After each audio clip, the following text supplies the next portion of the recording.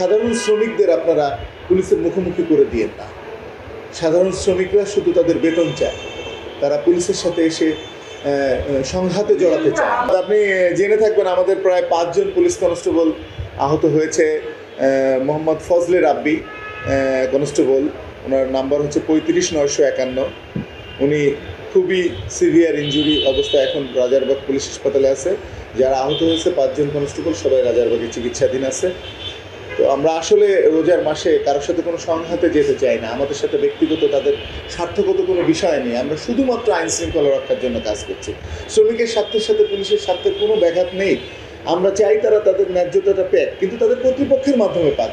কিন্তু কেউ বা কাহারা কোনো গ্রুপ যে সাধারণ শ্রমিককে কেন পুলিশের মুখোমুখি করে দিচ্ছে, এটা আমি আশা করি সচেতন যারা আছেন নেতৃবৃন্দ তাদের সুদৃষ্টি কামনা করছি, বিষয়টা বিবেচনা করবেন, অযথাই পরিস্থিতিটাকে ঘোলাটে করার চেষ্টা করবেন না।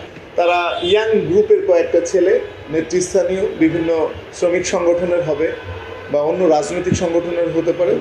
তারা আপনি খেয়াল করে দেখবেন হঠাৎ করে অতর্কিতভাবে আমি হাত দিয়ে বোঝানোর চেষ্টা করছিলাম যে আপনাদের দাবিটা আমাদের কাছে বলেন, আমরা কর্তৃপক্ষের কাছে আপনাদের প্রতিনিধি দল প্রেরণ করি। এই মর্মে জাস্ট আমি থামানোর চেষ্টা করছিলাম, কোনোভাবে তারা মাথা নেড়ে মূলত হচ্ছে আমাদেরকে আহত করেই তারা ভিতরে প্রবেশের চেষ্টা করবে, যেটা তাদের জন্য খুবই অসম্ভব ছিল।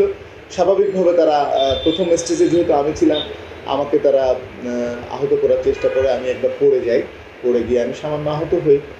তারপরে আমরা আমাদের পুলিশ দিয়ে চেষ্টা করেছি তারা জন্য, এবং তাদেরকে সর্বনিম্ন শক্তি প্রয়োগ করেছি। আমি ওদের যারা নেতা ছিল তাদেরকে বলেছি কোনো প্রকার তাদের গায়ে আঘাত না দিয়ে যেন, যে ভাই আপনারা অশান্তি না করে আপনারা চলে যান, বৈধ কর্তৃপক্ষের কাছে ন্যায়সঙ্গতভাবে দাবি করতে হবে। না, এই বিষয়টা আমরা আরেকটু পরে আমার মনে হয় আমরা দিব, যেহেতু একটা এনআরপি ঘটেছে। আপাত দৃষ্টিতে কোনো ধরনের গ্রেপ্তারের খবর নেই। এই বিষয়ে যদি কোনো মামলা হয়, যেহেতু তারা 20-25টা গাড়ি ভাঙচুর করেছে, আপনারা দেখছেন তার মধ্যে আমাদের একটা পুলিশের গাড়িও ছিল। তো এই বিষয়টা আইনগত বিষয়, পরবর্তীতে এটাকে একটা কম্পাইল সিস্টেমে নিয়ে একটা আইনের আওতায় নিয়ে যখন কোনো ব্যবস্থা নেওয়া হবে, ঠিক তখনই আসলে জানা যাবে প্রকৃত সংখ্যা বা গ্রেপ্তারের বিষয়টা।